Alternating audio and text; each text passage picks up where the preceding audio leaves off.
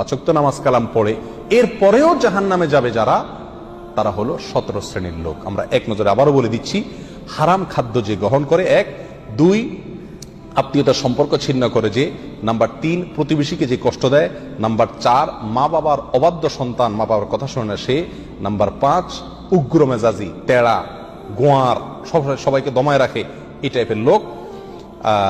Number 6 অধীনস্থদেরকে, প্রজাদেরকে, যে সমস্ত শাসকেরা, যে সমস্ত রাজারা, যে সমস্ত রাষ্ট্রপ্রধানেরা, সরকার প্রধানেরা বা যে যে লেভেলে আছে সে তার প্রজাদেরকে ধোঁকা দেয় যে তারা।